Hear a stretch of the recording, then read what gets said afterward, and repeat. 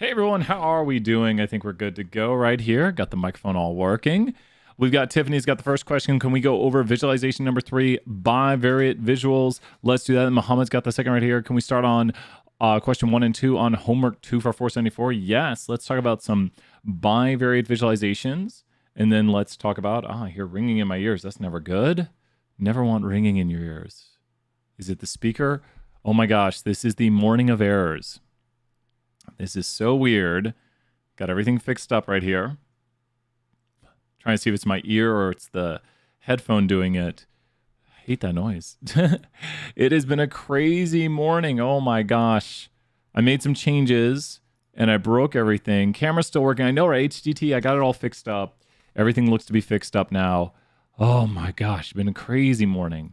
Crazy morning. Crazy morning. Crazy morning. Chelsea, you grew up with that kind of music right there, if you know that song. Oh yeah, we got the bivariate visualization up. Put it on the screen right here. Get everything chat going. Got Tiffany here, got Muhammad here, got HDT here. Oh, so crazy. But you know what? We're going to do some work right here. Let's get started on some work. And let's go check out some visualization number 3 for Stat 201. Here we go. What's up, Madeline? Good to see you here. Ask any questions you have. We're going to look at some visualization number 3 to start. I'm going to download this, and then Jump's probably going to ask me for my license file.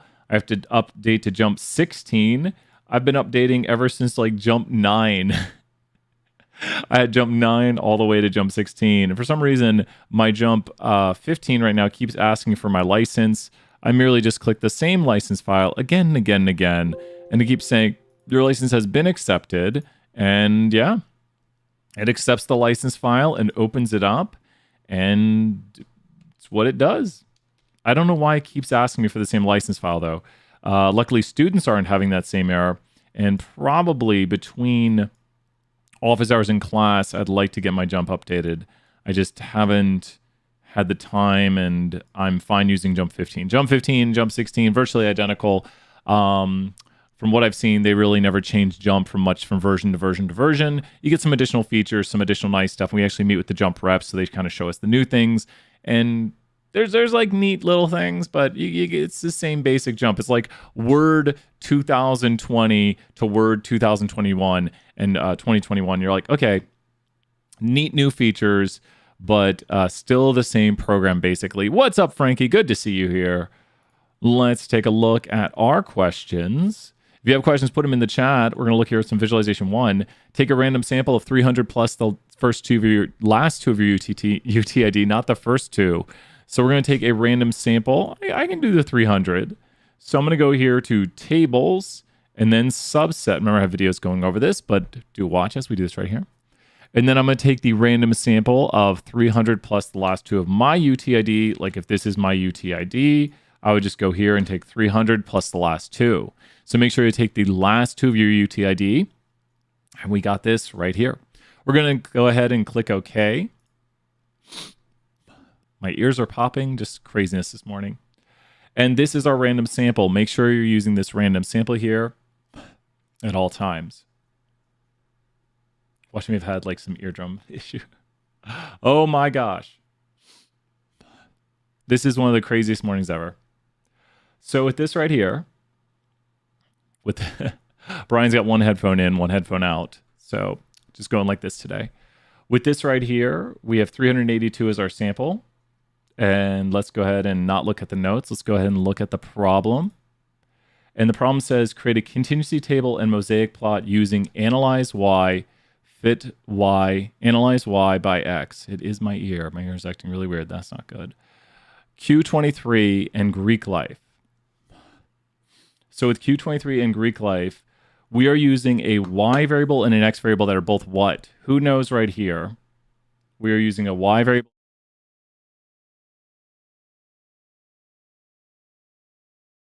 The Y and the X variable are both what for this right here? The Y and the X variable are both what? So if we are making a contingency table and mosaic plot, the Y and the X variable are both what for it? Sorry. Okay, I think, no, it didn't fix it. The y and the x variable are both what for a mosaic plot? So the mosaic plot contingency table, the y and the x variable are both what for it? So when you have a mosaic plot and a contingency table, the y and the x variable all disappear from the screen. The y and the x variable are both what? Categorical HCT. Great job right there. We got the points fixed right here. So there we go. I'm getting ringing in my ear. I can't tell if I'm congested or what. That fixed it. Oh my gosh. Okay. Wow. Please don't happen again, ringing in ear. Oh my gosh. Technology's breaking. Brian's breaking. Everything's breaking this morning, but now it's fixed for the moment. So, or it's going to do it again right now. Well, we'll just deal with it. So we have here that we need two categorical variables. With the two categorical variables, let's go ahead and take a look at our subset right now. Now, I'm not doing your exact same problem.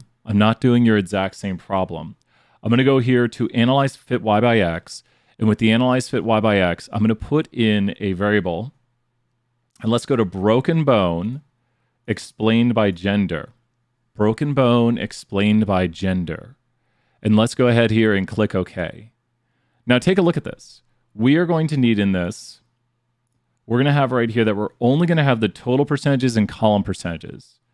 With the total percentages and column percentages, we can remove them by going here. And are we not going to do the counts? Let me take a look. Remove those. Okay, I was like, that's weird. So we're going to keep those out. I was like, that's weird. And only have these in right here. Doing the popping of the ears right now because my ears are all... There we go. It's going to like not hold now. So we see right here, the contingency table only has the counts and the row percentages right here. What does this row percentage right here represent? Take a moment and try to interpret this. Just try to understand. This is where we have to look at this and be like, this is the row for only females. So what does that row percentage right here represent? What does the row percentage right here represent? So this is the row percentage. And what does that represent? What does the row percentage right there represent? So take a moment and try to figure out what the row percentage right there represents. Yeah, Ian, we can do that here in a little bit. You got it. We're going to do some BS474 after this. It represents, Ian, great job. 50 points right there, Ian. Great job following along. It represents the percent of women that have broken their bones. Exactly. And you can see it's the row percentage is for only females. 62.11% of them have broken a bone, where 37.89% of them have not broken a bone. And so you can see it up here. This is where the row percentage is up here. Ian, you're 100% right. That's exactly what we want to be noticing. Feels like I'm at high altitude today. I don't know what's going on. And so we want to see if there's basically a relationship right here. How would you describe this relationship right here? If we see that, let's look up here at this.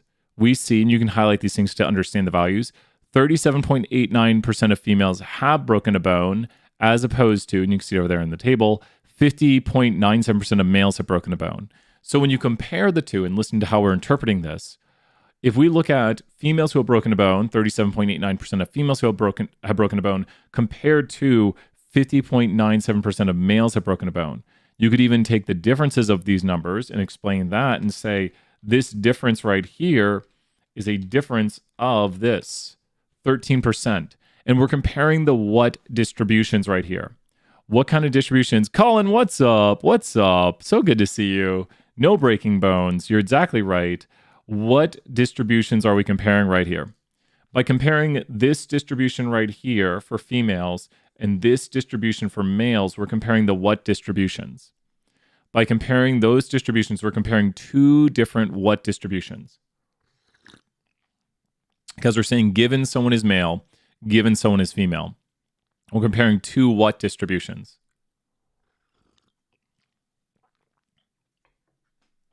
We're comparing two what distributions?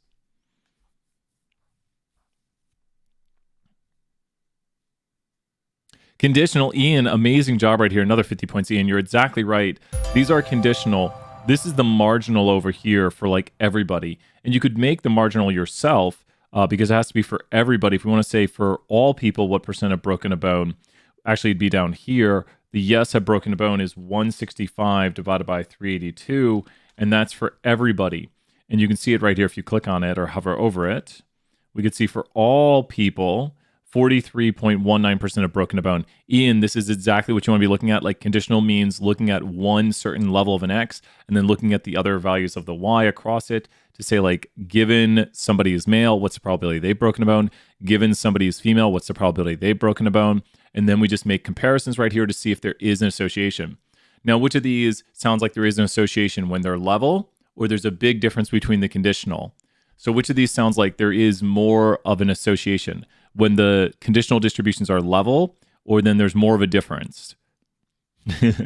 Kind of explains itself. If you think about when is there more of a relationship between knowing if somebody is male or female and them breaking a bone, if there is an association between male, female breaking a bone, it'd be when there's more of a what between them. When they're more level, like when the conditional distributions are very even, that would give you information and they would be associated. Or when there's differences among the conditional distribution, that would give you information right there. Then we'll do the other graphic right here. And then some 474 and then back to 201. My ear's finally doing better. When would we say that there's an association? When would we be looking to like, oh, that looks like a stronger association? When do we think there's associations? We think there's associations when there's bigger whatses. We would say that there's an association when there's a bigger whatses. When there's bigger gaps, exactly. When there's this gap right here, and that's kind of a, I'm not saying that's like a huge gap right there, but I'd say it's a big enough gap. If you know about statistical significance, which we haven't talked about too much yet, it is statistically significant, what we're seeing right here. So if this was a smaller gap, it would be less statistically significant, less likely by random chance. So that's the first graphic right there. And make sure you're interpreting this, interpreting your numbers and explaining what you see in the data. Not just like 1 through 4%. Yeah, and that's a very weak association. So great job right there, Ian. Perfect answers. Ian, another 50 points, earning everyone a ton of points. If it's like 1 or 4%, you could say there's a weak or kind of non-existent relationship, one that's probably not strong, like very weak. So yeah, that's exactly what you want to be doing. And you want to be using these row percentages and cell sizes like we were doing to back up if there's a relationship in that one. Your graphic will be different. Now we are going to do gender and we're going to do credit hours. Now, gender is a categorical variable and credit hours is a quantitative variable. So it's very important that we know what kind of graphic we're making. We're making side-by-side box plots. You notice how it's quantitative Y up there if you go to it on the other side and categorical X right here. So we're splitting it apart on the X-axis and then we still have a quantitative Y. So we can do box plots, but we are going to split out 2 box plots in this. So very important, once again, to have this graphic and to know which ones go where and to kind of be able to draw them. Just make sure you're reviewing this. Great graphic to have right here. Thank you to my fiance, Chelsea, who drew that. So now we are going to make our side-by-side box plots and we're going to add the 5-number summary and then we're going to have a short write-up between the key differences. Now, what do you think we should probably compare for quantitative, univariate quantitative distributions? And this is a bivariate graphic, but we're getting 2 univariate quantitative distributions. It is bivariate, but we're merely looking at like one box plot here, one box plot here. So we have the 2 variables, or we have the separation on the other variable, but we're still looking at the distribution at one level of X and a distribution at the another level of X. So what do you think we should compare for univariate quantitative? And this is an important thing to know. We should compare the blank, blank, blank of it. Shape. So what do you think we should compare here for univariate quantitative? And we are making a bivariate graphic by going here to Analyze Graph Builder or Graph Builder. Under Graph Builder, I'm doing something similar to you, but not doing yours. I'm going to go here and I'm going to go into Is Someone in the Honors Program?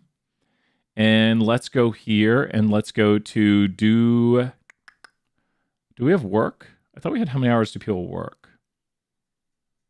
Let's see if we have, how much do they read? Ooh, that's interesting. Okay. So this is, are you in the honors program and how much do you read? So let's go here ahead and make it box plots by going up here. And you know what? I'm actually shocked by this. If you look at this, well, one, there's a smaller sample size. I made a mistake. I'm going to go to show control. It is surprising, isn't it? Because what would you have thought, Ian? This is where sometimes when you don't see differences, it's surprising. And now we have our graphic. We want this graphic right here. Make sure to take good screenshots. When you take your screenshots, you want to go here and get a nice, good screenshot of it. The graders do take off if you take bad screenshots. It's a great screenshot right there. You can always edit your screenshot afterwards. What do you notice right here? I would have thought they'd be reading more too. Like if I had to guess, I'd say, well, the honors students are reading more because they're honors students. But in truth, the center, because the shape is both right skew. They both have some right skew due to the high outliers. We see that the medians are the same.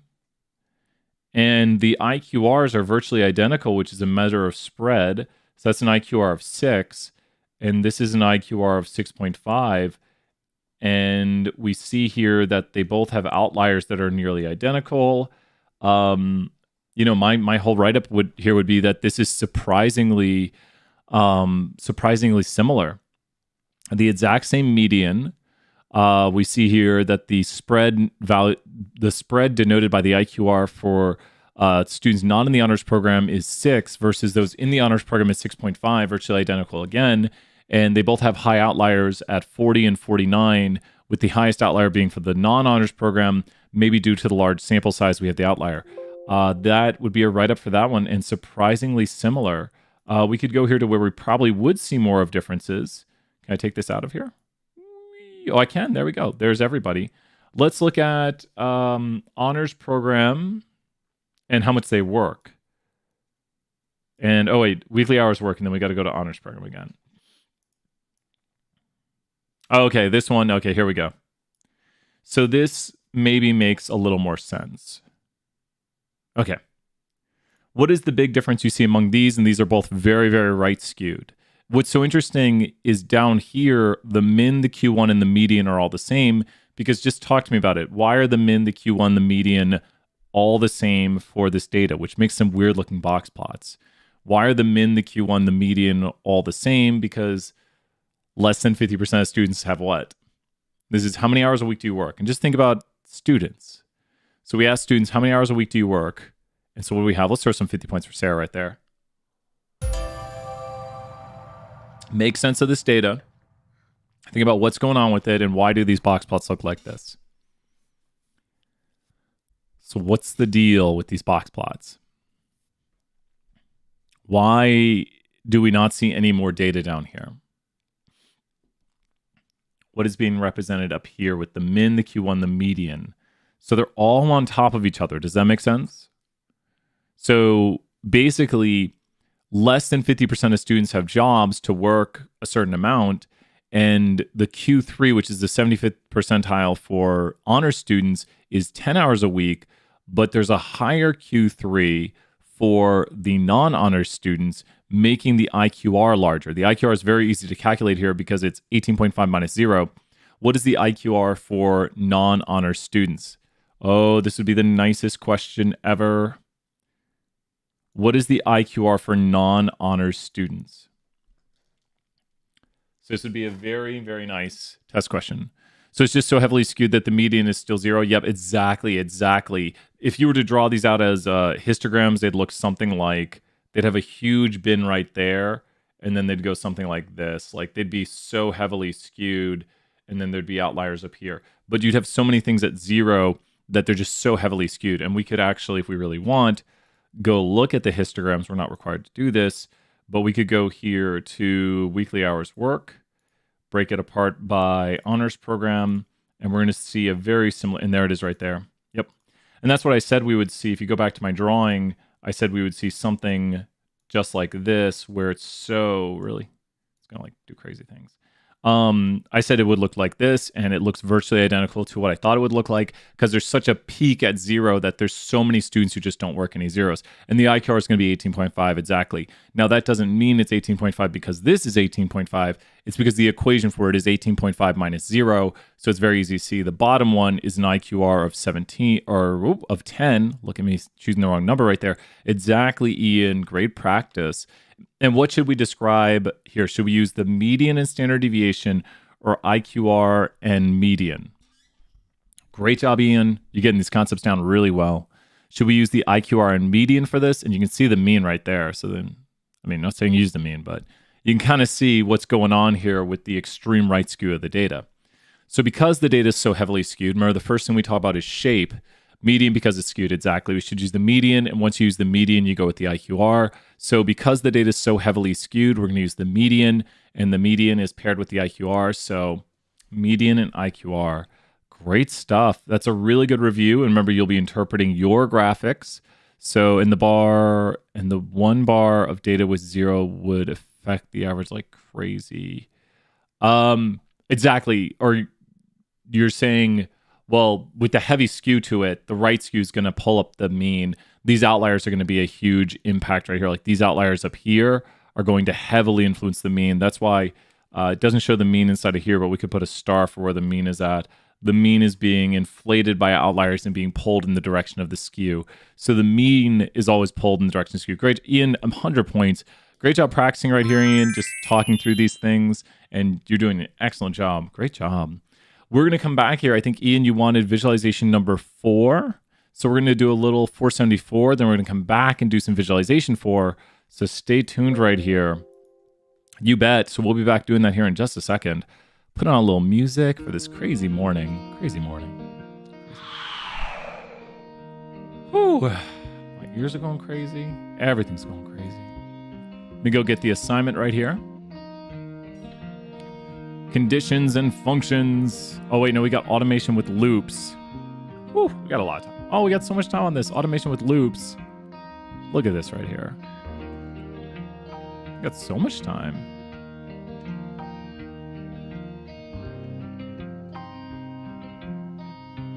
Wow. Wow. We got until the 14th?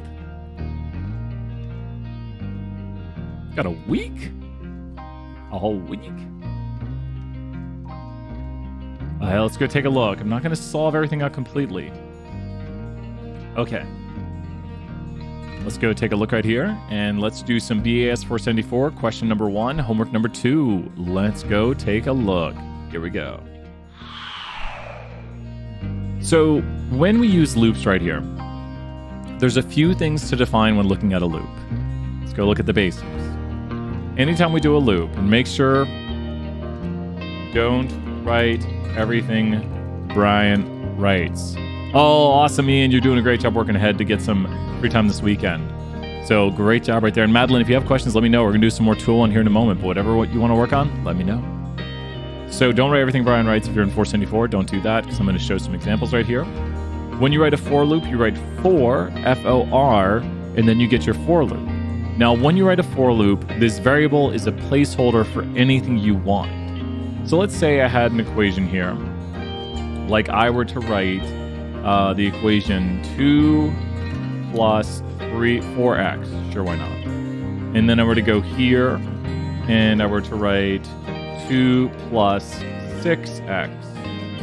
And I keep going, and the equation goes all the way down to 2 plus, and let's say 10x. You have to be very careful here how this is working. When you look at this function right here is going to use x, and it's just going to keep running each time. Look down here, see if it's similar enough. Yeah, it should be running. And let's do the following.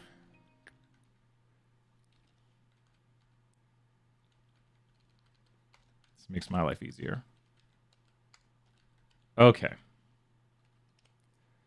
There we go. And we have an issue. That's going to be an issue. Now it's going to like it. Okay. Is it all right if it's hard key the vector in the loop? Yeah, sort of. I'm doing a very similar problem right here. Similar-esque to what you're doing, showing the mechanics of it, doing a like virtually identical problem, showing how to do this. So what do you want to do first when you write your for loop? What is the first thing you want to do? So HDT, good job right here. What is the first thing you want to do when you write your for loop? What are some ideas of what Brian should do? I'm going to turn this into a for loop.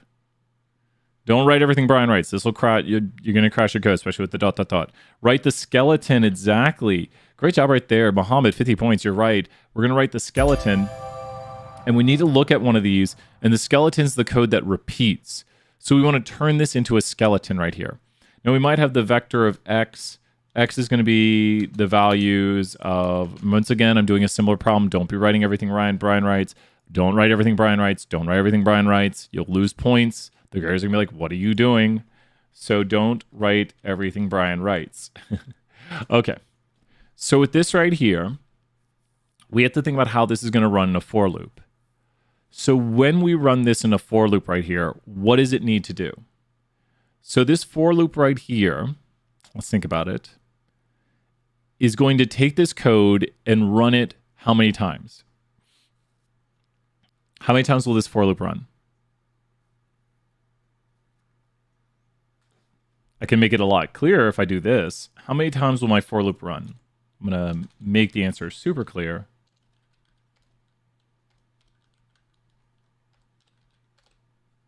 How many times will my for loop run? No more ... As many times as we tell it, or is the length of the vector? So can you see what should become the skeleton? We need one of these. So let's say turn one of these. We're going to turn one of those into the skeleton. It will run 5 times. We're going to turn one of those into the skeleton. So to turn one of these into the skeleton, how about we start here and we think about what we need to change? Now, when we run this code right here, I could go right here and I could say I, and I could store into I1. What would this become right here? What would this become right here? If we have I1, my ears are going crazy today. If we have I is 1 right now, what does this become? It becomes I. Now be careful, this is where things are going to go crazy. What does this become? This is where you have to be careful. I'm going to go through each one. Does that become 4? What should we change that to?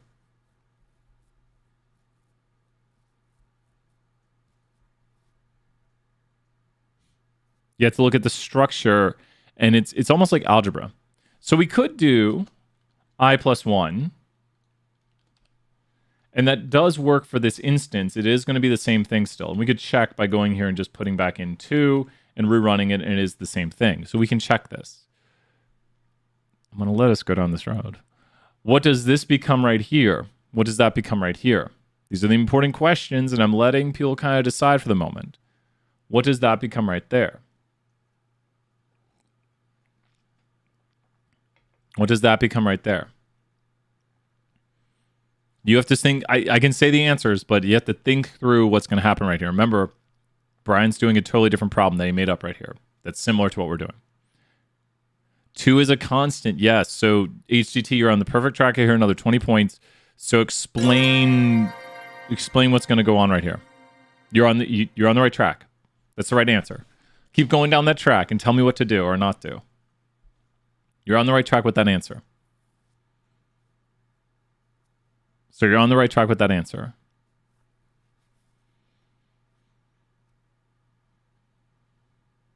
Just be like, well, since 2 is a constant, do this, Brian. Or don't do this.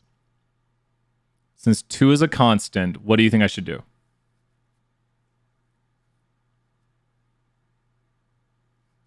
You are very, very correct with what you said. 100% right there. So since 2 is a constant, hard code it. Just leave it as is.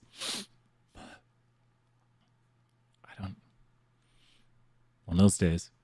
So we're just going to leave that as is. Now, remember we said, and the next time the loop runs, I becomes 2, and that's because right here we see 2 right here. So we can take this, and let's just put it next to this code. Let's run this. Okay, we should be getting 10. We don't get 10 anymore. That's not good, because our code's not doing the same thing. What is this evaluating to currently? Just tell me only this. This would be X position what? Hey, Logan, good to see you here. This would be X position what currently? And I'm running this code, and then this is currently X position what? That's currently X position what? X position 2. So that's right. That is what we should have. Then what is this right here? This is what times X position 2? Be careful. This is where the error is at. What is this evaluating? And you could highlight it to see what it's evaluating to. And that's the answer. So we probably shouldn't do I plus 1. That worked for the first thing. We should probably do what? And you'll have to look at your structures to make sure it's working. We probably shouldn't do I plus 1. What should we do here? Once again, Brian's doing a similar problem. We probably shouldn't do I plus 1. We should do what? And look at yours and follow yours through and make sure yours is working. We probably shouldn't do I plus 1. We should do times 2. Exactly. We should do I times 2. And then let's see, that does work. And let's check it for the first one. Let's not do I plus 1. Let's do I times 2. And we still get 20. 20 was what we got in the first one, so that is correct. And you could check right here as you go through by taking this code and putting it to the next one, save into 3, then run your skeleton here. And we're just double checking to make sure it's working by doing it. We could go through and check each one, but I think we're good now because you can see the structure of it going 4, 6, 8, 10, and that's just 2 times like 1, 2 times 2, 2 times 3, 2 times 4, 2 times 5. So what have we created right here? We've created our skeleton, and we've also kind of done the work for number 2. This is basically how number 2 is done. Have you worked number 2 yet, HTT? Because this work right here, I might even call this part of the video 1 and 2, because this whole part of this right here, I had people asking about number 2. This is how the structure of number 2 would look. Oops. There we go. This is how the structure of number 2 would look, because it's just gonna, and that's not the answer to number 2, but that's the structure of it. Because what is the loop doing? It's storing something into the placeholder, then running the skeleton. Storing something into the placeholder, then running the skeleton. So now we're kind of using this to reverse engineer it, to go back up here, the question we wrote, and let's take right here the skeleton, which goes inside the loop, and then what is my variable that changes when the loop runs? What is my variable that changes when the loop runs? What is my variable that changes when the loop runs? It's I. I is just the placeholder, and then be very careful. I goes through the vector what through what. And by doing this, we've coded it very carefully, made sure we got what we wanted, and I goes through the vector what through what. What vector does I go through? When you look at I goes through blank,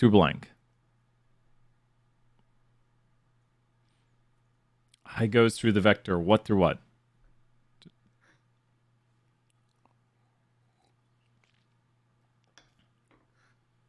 And then we'll see if we get the right answer right here. And actually, you know what we should have done? We should have said,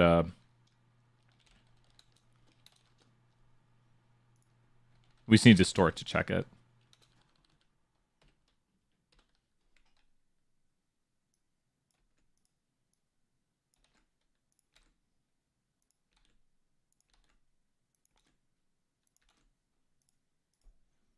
One through 5, exactly.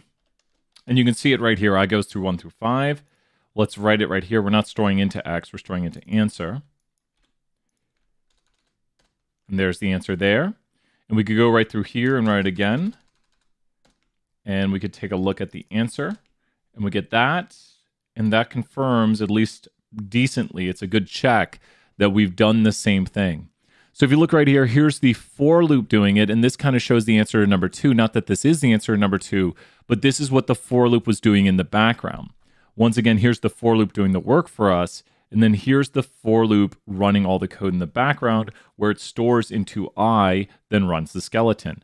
Now remember, we're not going to run 1 right here. I is 1 currently because 1 is saved into I, so it's using 1 right here on this line of code. So don't put 1 right here, especially for number 2. Don't hard code a 1. It's using I, but I is 1. Then it stores into I2 and runs the skeleton. So you can see right here, all this is done. This code right here is being ran down here. Is that making sense, HTT? And this should be the answer for 1 and 2. This shows how to do 1. Not sure I'm messing up because my sanity check isn't matching. I think then you have to check the tail of it or something, right? So you go all the way through 500, and then I think you're looking at the tail of, you're looking at 50 through 52, and you should get those values. Message me on Discord and be like, hey, Brian, here's my code, and it might be just something small. Just make sure at the start especially you're recoding this properly. Like look at the structure here, look at the structure here, look at the structure here, And then I would go through like we did and make sure you're returning the same values. Like you can literally highlight and double check to make sure when whatever you're storing into start changes that value. So just think about how to recode this, especially with the way the vectors are going and then the way it should look at the end. If you go all the way through, like you could start at 1 and go through what? Like if you were to start your loop at 1, you'd probably go all the way up to what? Because you could start it at 1. If you were to start your loop at 1, your loop needs to go all the way up to what? If you started it at 1. Logically, you'd want it to go up to what? There's a billion ways to do it, but you probably would want your loop to run up to what number? If you started your loop at 1, you'd probably want it to logically go up to what number? Probably, yeah, I mean, you could have it go beyond, but you wouldn't, I don't know. You wouldn't want to go beyond. You'd want to go to 498 right here. You'd want to go to 498 because this vector right here continues down 1 to 498. If you were to start at 2, you'd want to go to 499. If you were to start at 3, you'd want to go to 500. And maybe that structure right there can kind of help because especially if you look at recoding this like we were recoding ours up here, you can check. Like if you have 5 stored right here, you can check to make sure this is 10 because remember we wanted this to be 10 times x5. So you can actually check to make sure you have the values right here. So when you recode this, go ahead and put in your variable and then check to see it's the right thing by highlighting them like I'm doing here and then running it and saying, okay, at this point it should be 10 and then confirming you have the answer. But message me, someone might have messaged me, I saw the message increase. Message me and send me your code and I can look and be like, here's the error. If it's really small, sometimes I'll just be like, oh, here's a little fix. You just need to change this to this. But that's got it. That is number 1 and 2. Let's head back here to the main screen. Let's do this. Trying to pop my ears. They're doing all right now. And maybe I should just stop while I'm ahead. It's like, you're welcome, Muhammad. Excellent work, Muhammad. Another 50 points. Thank you for all that positivity right there. Let's go ahead and look at the next visualization. And we have open floor on questions again after this. Open floor on questions. 20 more minutes. Office hours. Good stuff right here. Let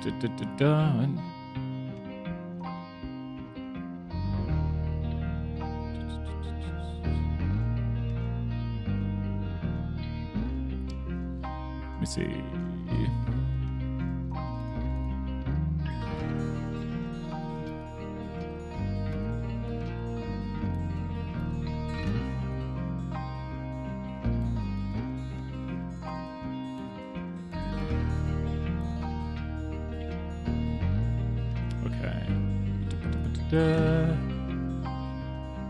The Qualtrics team. Let's take a look. Sent a super quick email there. Super quick email. You're welcome, Ian. You're welcome. Figured it out with small HGT. Great job right there. Amazing work. You know what's so funny? You have a 4-day weekend, and I think it just makes you more tired. Well, also, my family had our draft yesterday morning at 7 a.m. and I wanted to be like, why are we drafting at 7 a.m.? Why? Why don't we do it like 9 a.m.? It's too early. It's too early. Too early.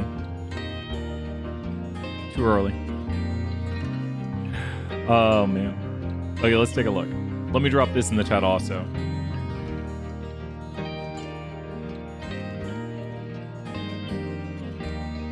We got 6 people watching. I love it. Let me go get my playlist for pivot tables and pivot charts. So I'm dropping in the chat right now my quick videos.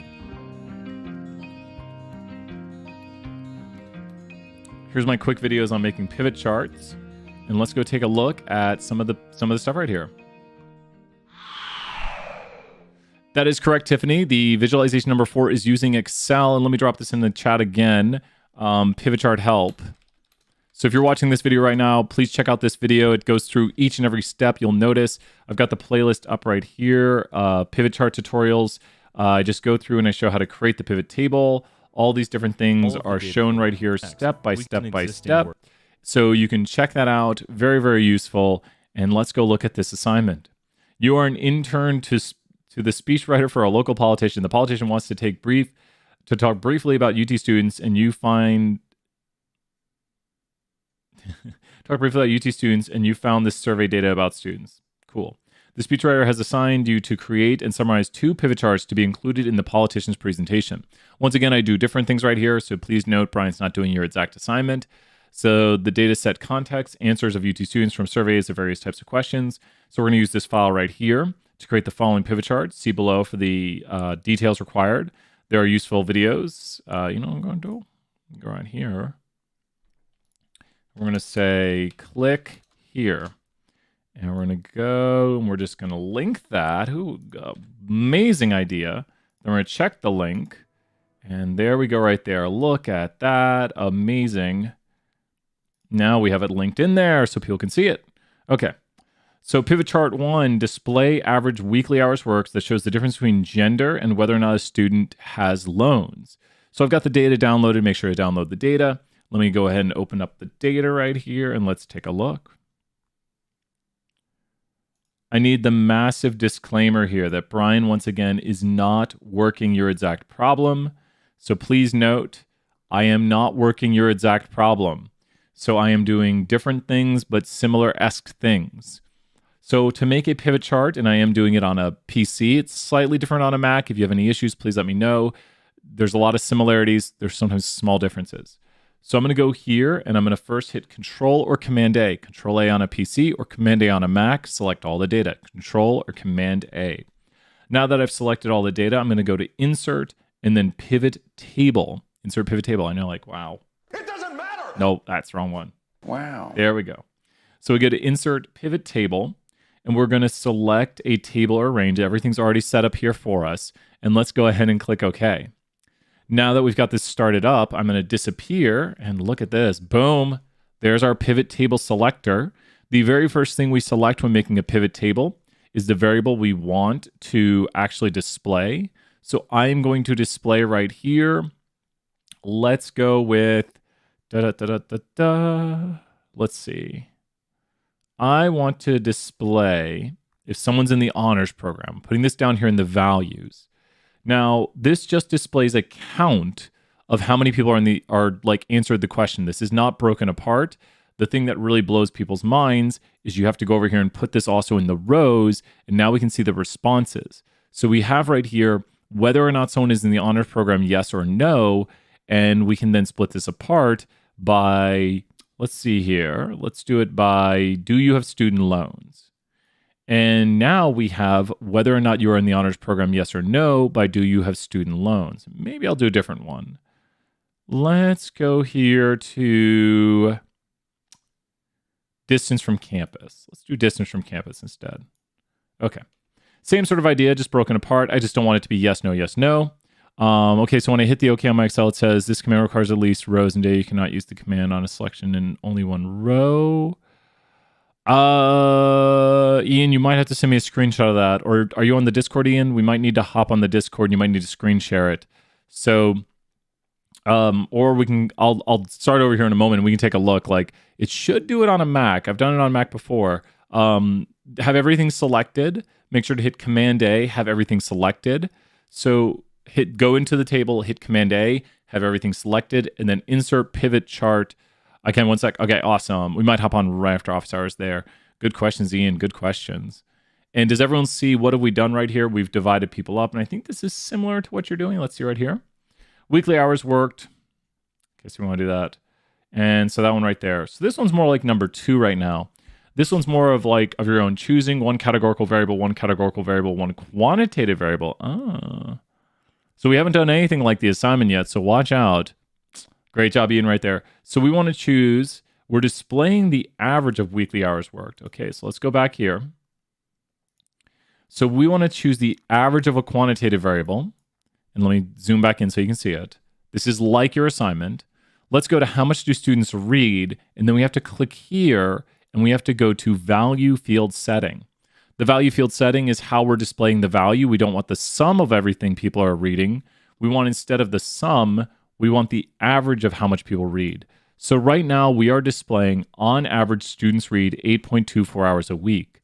I'm going to click on the number while it's still just one number and go to home. And I'm going to click the decrease decimals right here. This is the decrease decimals button. I'm going to decrease it down to just 2 decimal places. So click the cell and then do decrease decimals. You can increase or decrease decimals. I'm going down to 2 decimals.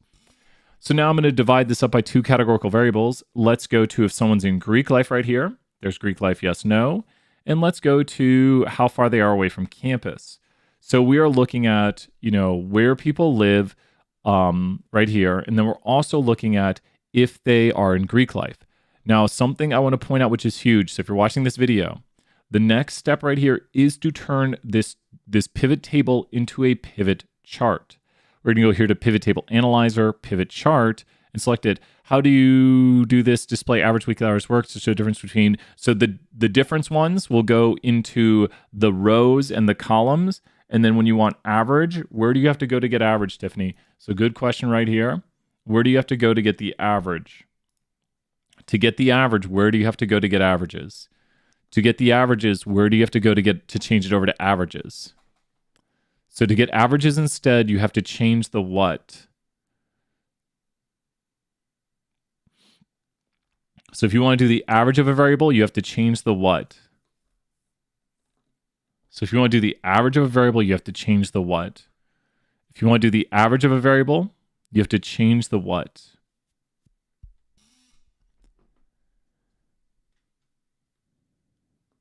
So what do you have to change if you want to change it from sum to average? Because by default, it'll do sum. So it'll show you the sum of everybody's answers, but you can change it right here to go to average. And you have to change the what to change the way this is being displayed. What do you have to change the way it's being displayed? Think about this. This is the value field. This is where you put the value being displayed in the pivot chart or the pivot table. Maybe value field setting 50 points right there. Maybe it's a little I button. Yeah, exactly. It's still right here, and it's a little I button right there. It's the same spot. Great answer right there, Ian. It's same spot, but it's an I button. And you'll click that, and I guess it's still got that I for information right there. And then you change this over to the average, and now you're displaying the average. Remember, I'm doing a similar but different question. I can't repeat that enough. Don't do exactly what I do. But this is similar enough that you should be getting similar results. We're going to go right here and go to Pivot Chart, which will turn this into a pivot chart. I use the default one right here. And now here's a really important thing. We now have to add to this. If you are on a Mac, you need to go to the Design tab. On a PC, you will have this plus option right here. Everyone will have the Design tab. On a Mac, you will have this over here. On a PC, you do have the plus. I don't think the Mac has the plus yet, but on a Mac, you will have the Design tab and you will have this. My favorite thing to do is to go to the quick layout and pick the following. I like the following quick layout. Now, it does have a lot going on right now. I might even do the following, zoom out a little bit right here. And then I'm going to expand this. And I'm zooming a little bit more. Okay, that's looking good. There we go, I like that. Now, what am I missing? What is Brian missing right here? I'm missing a key thing down here. So if you've gone over the lectures on this, I have one here. I have a chart title. I have an axis title here. And so what am I missing down here on the bottom? Take a moment and be like, why would you lose points on this? Why would you lose points?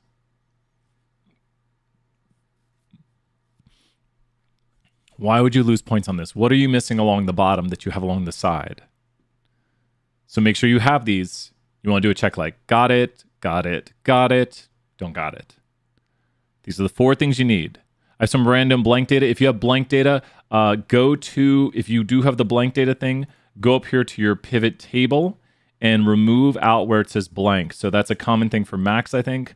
Not super common. You are correct, we're missing the title. If you do have the blank, thank you, Ian, for mentioning that, 50 points. That's a thing that some people will run into. Remove that out by going here to the down arrow and deselecting the blank. You can filter things out. I'm not going to filter things out, but if you wanted to, you could. So you can go right here to the filter option for the variable and just remove out where it says blank, and that'll change it to remove it out. Ian, great question right there, because some people are going to run into that. I didn't run into it with mine. I don't know, for some reason Macs do that every once in a while. They need to seriously standardize this. Like, who's ever on the Excel team who doesn't realize these issues occur, like that you get blank, they should be like, why do we keep getting this blank? Maybe it's our fault. Maybe it's the way our data is structured, but it doesn't happen on a PC. I've never had that blank issue occur on a PC. It's always Macs. So yeah, we're missing a chart title right here. This is where we want to click on. Some people say, wait, these options don't exist. You want to click over here on this and go to the Design tab and go to the Add Chart Elements. That is still the plus icon for PCs, but we're doing the standardized way that works for Mac and PCs. So we're going to go to Access Title, and we're going to go to Primary Horizontal. You can click on things to increase the font size. Like if you're like, that's too small because I'm blind. I'm pretty blind. We can make it bigger. We can decide how big we want things. We can make these bigger. Click on them right in here. That should be clicked. And yeah, it's good right there. Go here to this Access Title. Click on this. Make that a little bit bigger. Sure. Chart Title. Make that a little bit bigger. Chart Title here. Make this a little bit bigger. And we'll go here. Access Title. We are doing weekly hours work. AVG hours or weekly hours work. And then I'm going to go here. I'm going to drag that to right there. I do like that. Down here, we have if someone's in Greek life. Greek life, no/yes. And then chart title, it might ask for a specific chart title. AVG value field, exactly. And then we want to say what it is. This is the average weekly hours worked for all these groups right here. And then we want to go back here. And it says chart title. What does it want the chart titles to be? Prepared by your name. So we need a descriptive chart title here, prepared by your name. So let's go here and say average weekly hours worked by Greek life. Prepared by Brian Stevens. Make sure to have the prepared by. Since I'm using different variables, more yes, no variables, then I'll have 4 bars. Yep, you might. Yep, exactly. Yours will look different than mine because you'll have different bars. And then just make sure it's kind of clear which variable is which variable. You will have like a key over here on the side for the one usually. And you can flip it so that it's different groups. Like in truth, and this is going to change the way this looks, you could do it like this. And now I need to move. This actually I actually like this better. And let's go here. Oh. I forgot one variable.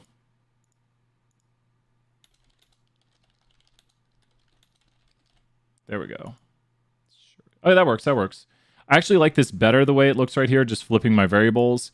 Can I get that all on one line? Sure. I'm between the two. And that's all right there. I can take that. It doesn't... Just look at your thing and does it look nice? Just be like, do you think this looks acceptable? Do you think this looks decent the way this looks right now? We could standardize the size. 16, and that can be bigger. Does this look kind of nice? Like, does my graphic right here look nice? Like, yes, no, looks horrible. What do you think? Have I done an okay job displaying this so that it's in 2 decimal format? We'll look at the grading right here. Oh, look. Significance digits should be logical, like 3.75 for GPA. Easy to interpret instead of this. So it looks pretty good. I agree. Look at yours and be like, does it look good? Think about, could you stretch this out? You know, just try things. Be like, could I stretch this? How does it look good? Could I move this about a little bit here? You know, it doesn't have to be perfect. We're not gonna be like, oh, I should have put it down there a little bit. Like nice colors. Yep. And you could even go here and we have people in Greek life. Yes, no. Is there a color for Greek life? We go right here and go to the fill. And we could go to like this for, I'm going to click the bars. You can change all the bars at once. There we go. You have to like click away and then click the bar. So we could change that to that. And we could change this to, wait. There. Oh, no, I'm selecting the 1 bar again. Really? Really? There we go. And now we could go to the fill here and we could change this to the following. And there we go. Maybe a little bit nicer. You don't have to do all this. It's just pretty easy to change stuff with it so that you can get your graphic looking the way you want it to. And also, I think everything here is pretty easy to read. We see that people are in Greek life, yes. People who are not in Greek life, no. And then we can take our graphic. We're going to go right here to the screenshot tool, and we're going to take this. Now, one of the biggest pet peeves I have is the way people take screenshots. I'm like, no. You could take this right here and just throw this into a Word document. We're going to open 1 billion documents. Oh, Microsoft Word, you're crazy. So let's go right here and look at this. Does this look professional? Does this look like something you should put in a report? I want to point out something. Hopefully I'm saving someone right now. I'm saving someone from themselves, because I will see a lot of screenshots in reports. I'm sorry if this is you. I'm sorry if you did this. No, don't do this. I will see a lot of screenshots on people's projects that look like the bottom one down here. So just think about, thank you so much. I like those colors too. It's almost my high school's colors right there. Kind of blue and gold. That was my high school right there. Or one of my high schools. Moved my senior year. This is bad screenshot. Bad screenshot. Don't do a screenshot like this. Bad. Bad, bad, bad. You know what you can actually do? If you made a screenshot like this and you're like, oh no, I don't have my screenshot still. You can go here to picture format and go to crop. And you can go down here and do this. And then grab right here and do this. And then grab right here and do this. You can be like, I don't want all this other stuff because we just want the pivot. And look at that. Wow. We've done it. Same graphic as before. Nice and neat. You can always, there's other ways to bring it over. Yeah, it's like excessive output. That's exactly it. HGT, 100 points. I couldn't agree more. It's just excessive output. We don't need that information because you've already got your data values down below, and they just need to do a short write-up on this. I mean, think about the most important things we see right here is that we're looking at how much do people read by Greek life and if they're on or off campus. Overall, the biggest differences I see are the people who read the most are the people who are on campus, not in Greek life. So maybe they live in the dorms and they're not in Greek life, so they actually read the most. Followed by the people who are under a 10-minute drive who are in Greek life. That's interesting. The people who read the least are the people who are a 30-plus minute drive away and are in Greek life. Sorry, miscommunicating there. They are in Greek life and they're a 30-plus minute drive away. Overall, there's small differences between, but if I had to say anything, I would say the trend is maybe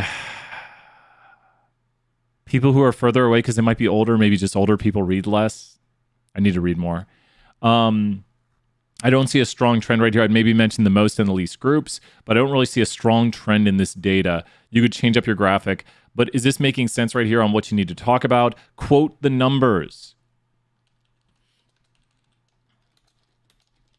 Let me put some notes right here. 1, quote the numbers in your write-up. 2, mention the largest and smallest groups. Mention trends you see in the data. Like people who see the trend doesn't hold here that people who are not in Greek life read more. We don't see that. Well, all but one group shows that people who are not in Greek life read more. All but one group. Is the difference large? It's not that large. All but one group shows that people who are not in Greek life read more. Once again, I have to put this as number 4. Quote the numbers. As in, state them when talking about the data. A lot of people will lose points, especially if I'm grading things, because they don't mention the numbers. They're like, this group reads the most, this group reads the least, people who are on campus read more. Like, well, no, give me some numbers here. Is this making sense? Ian, how are you doing on your assignment? You should get a night. This is not going to be your graphic, but you should see things like this. And frankly, this can't be number 2, but you should be seeing graphics like this and think about how your answers are going to look as you go through this and you do the work. And with the second one, so one categorical, and I think this is still the same. I think so. Very similar. For 474 Q2, how do you define the column of the data set? Let me take a look at that here. 1 second. Let's take a look. I think I got just a moment right here because we're starting up the next class soon. Let me see how much time. We got time. Let's go take a look at that here. So for 474 Q2, how do we define the columns of the data set? New topic, 474 Q2. Let's go take a look at that. Wrong button. Ah! Okay. Q2. Love it. Are you talking about this one right here?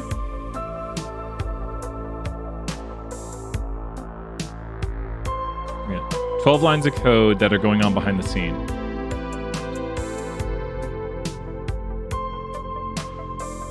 Two through the length of odd color.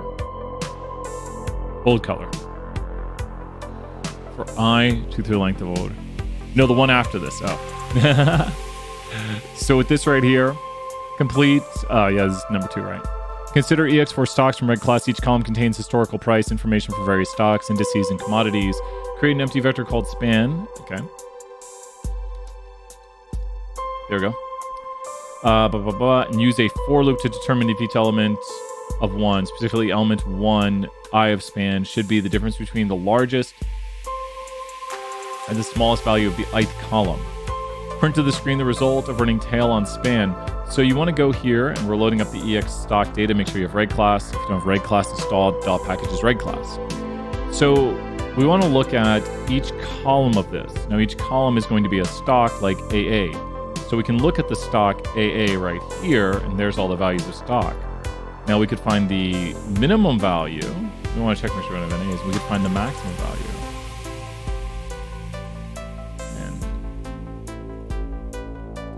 That's the span of it right there.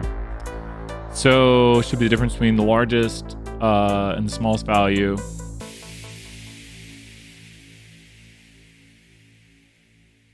And look at that. Does that help out right there? I'm now not doing it. You just have to think out how to make this a for loop now. So what was I trying to do on line 103 for you right there? I did a little bit of work or showing something. What am I kind of doing for you right there on line 103? I mean, I haven't done it yet, but I'm kind of starting building this. And then you just have to think how to like turn it into that. Great job, HTT. That's me like being like, oh. What have I basically started building for you right there? Yeah, that's the start of it. And then we have to turn it into this, and we have to throw it into the for loop. We have to make sure our for loop runs. You're seeing it, HTT. You got this. So this is where you want to be, where you see something like this and you're like, oh, okay, now we're going to start storing this. And we could store it here. We could just take this. Go right here and go to span. I mean, I got to stop because that's too big of a help.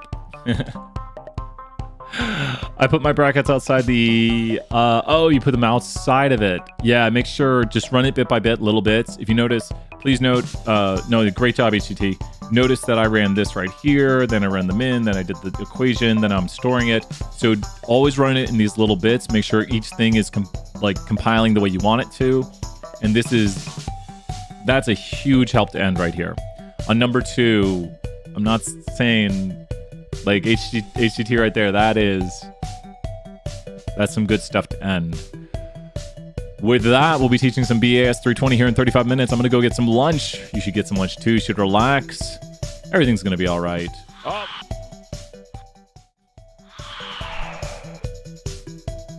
Everything's going to be all right. We got this. You're on Stat 201 where everything's just going crazy. You got that, Puppet Shark.